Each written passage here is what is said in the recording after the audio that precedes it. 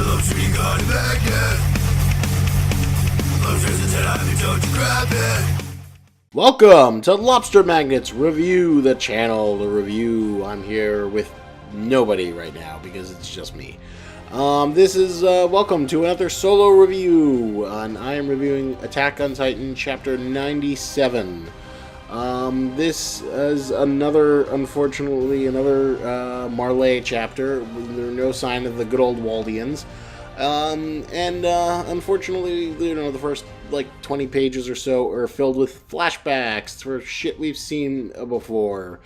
Basically, it's context of, the Marleyans infiltration mission. We get to see the little scene of, Annie versus Kenny the Ripper. So there's, I guess you could say Annie fan service with her Muay Thai skills in terms of them trying to get closer to the royal family, and how they ultimately lead to their, attacking Wall Rose after they realize that, they've accomplished nothing. That was, kind of a waste of time, but then it goes into probably my favorite frame in the entire chapter, which is, fucking Reiner about to pull a private pile from Full Metal Jacket with, a gun in his face. It's just, the single darkest image in the entire manga. Just, Reiner is, a miserable fucking mess who cannot, handle the dual identity he assumed, given the fact that, he really did enjoy being a soldier with his fellow, Waldian Jews, and enjoyed their company and the plight, since, their cause is seemingly more noble than the Marleyans, because, they're fighting for existence, they seemingly live in this medieval society, and, they're fighting this righteous cause for survival against the Titans. And that's kind of better than, the mission he has, which is basically is a self-hating Jew to, kill all the other Jews, or Waldians. He's, going through a full infernal affairs moment, and, kind of breaking down miserably. Oh, poor Reiner. You are just a motherfucking mess, and I kind of just love that image with him with the gun in his mouth, because it is super depressing.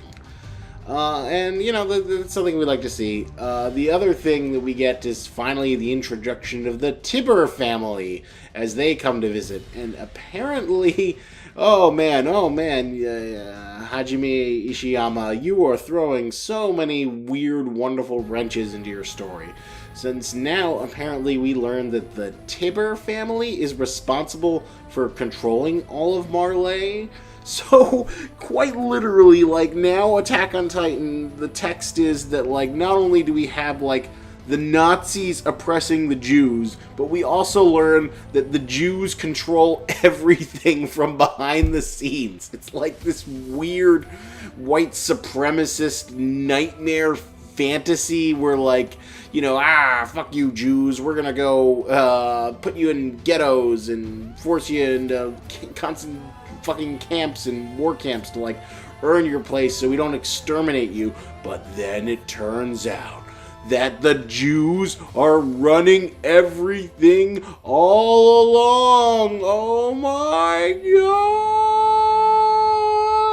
god, mind blown. Which is kind of hilarious and ridiculous. Oh god, I wish, I'm trying to think of some way to try to do a critical analysis interpretation of all this, but I have no idea. The messaging is so weird, and it's even weirder when you read the interviews with Hajime Ishiyama, where he talks about how The Mist is Frank Darabont's Mist adaptation is one of his primary influences on the manga and its ending. So I guess maybe he's eventually going for a moment where it's kind of that twist ending that Frank Darabont had in The Mist, where they think all hope is lost, and he kills everyone, and he kills his kid, and he's about to kill himself, but then he learns that everything is fine. So something incredibly tragic is going to happen where people will die, and the Waldians and the Marleyans, we're going to have this epic unneeded war, and then we're going to learn that they didn't need it to after all. Maybe that's part of the Tiber family reveal. I'm definitely very interested because, like, you know, this Warhammer Titan is being hyped up, and I'm sure there's going to be some, like, bullshit logic as to why the Warhammer Titan is somehow, like, the most powerful Titan aside from, like, the Colossal Titan. Given the fact that, like, you know, it's the last Titan we haven't seen, and, you know, it's assumingly powerful enough to ensure that the, you know, the Tiber Jews are able to control everything and are in this dominant position of power. It was also a really funny panel where he, like, introduces his family, and it's just, like, all these, like, you know, these old people, and there's these, like, little shit children who are, like, causing a huge mess, and it's like, oh, the Tiber family, they're just, like, this incredibly spoiled, awful family, assumingly, except for, like, Billy, the main Tiber family guy. The other interesting thing is the Kruger man, who I think at this point it's pretty obvious that he's, like, the time-skip version of Eren, who's, like, slipped behind Marleyan lines to infiltrate it and learn about it. And, you know, he convinces Falco to, like, put a letter outside of the, you know, the ghetto, so he can, like, so assumingly, like, you know, maybe Armin or Mikasa have also infiltrated somewhere in Marley. And, you know, that's how the letter is going to get to them and signal some sort of big plan that they're going to do. Once Kruger is revealed to be Eren, because he looks like an older version of Eren, and, like, the big giveaway is that his, like, family name is Kruger. And Eren, of course, got his name, Eren, from Eren Kruger, who was the Owl, a.k.a. the mysterious informant for Eldia, who was within Marley.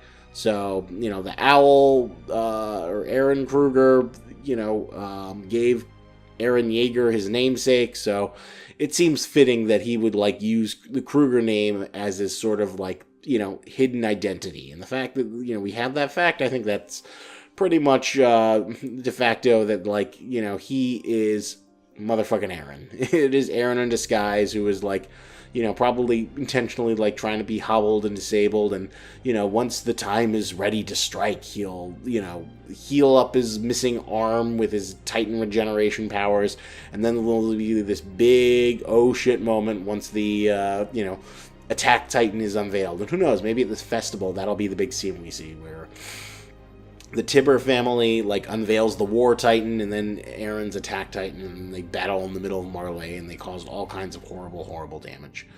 So I definitely like this chapter much better than last week's Elite Months. I thought last month was a complete waste of time, and there's definitely some repetitive stuff in this one, and it doesn't quite move things as much as I would like, but it is consistent and much more solid than the last chapter. Much, much, much, much better. So, you know, hopefully we'll learn more about the Tiber family next week, and maybe we'll even get to see the reveal of the Warhammer Titan and what the Warhammer Titan is capable of. Because I'm very curious to see, like, what the deal is. Is the Warhammer, like, something that, like, is generated from the Titan? Is it, like, this bioorganic hammer? Or is it something they pick up? Like, you know, it's such a signature thing that it's like the Warhammer Titan, so... Or is the Warhammer just, like, this ancient weapon that nobody can wield because it's just so big and only the Titan can? What makes this Titan special? We'll just have to wait and see.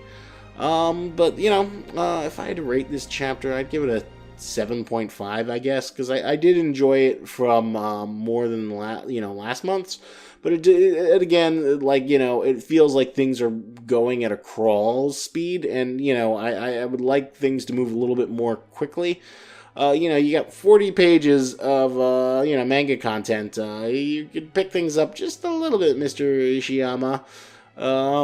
Because, like, it's time to, you know, either get back to the good old Jew Waldians, or let us know what the heck is going on in terms of, like, what Marley plans to do in terms of, you know, attacking the Waldians, because, you know, it's been, like, skirted that it's going to happen at any point soon, that they have to, like, try and go after Paradis, and that would be really interesting to see, like, you know, the attack from the Marleyan perspective, and that way you can reintroduce all the main cast members, and they're, like, enemies. They're like these scary enemies. That, to me, would be really, really fucking cool. But something tells me that, like, whatever the hell the Tibber family is planning, we're going to, like, learn it in the festival thing, and then we're probably going to learn a few more truths about the world that we didn't before, and then that'll signal what the direction is of the series for, you know, the next couple of chapters and how things are going to go. Like, I'm still rooting for, like, a big invasion from the other side. You know, to see all the Titans of Marley versus the Warriors of Marley, you know, the Titans of Marley versus the Waldian scouting legions, and how much they've developed, given the fact that they're not under the rule of the race family anymore. But, you know, we'll just have to wait and see. Oh, man. Gotta wait another month. So sad. But thank you for listening to this review and hearing my thoughts on the latest chapter of Attack on Titan. Like, comment, subscribe. Let me know what your thoughts are in the comments below. I always like hearing them.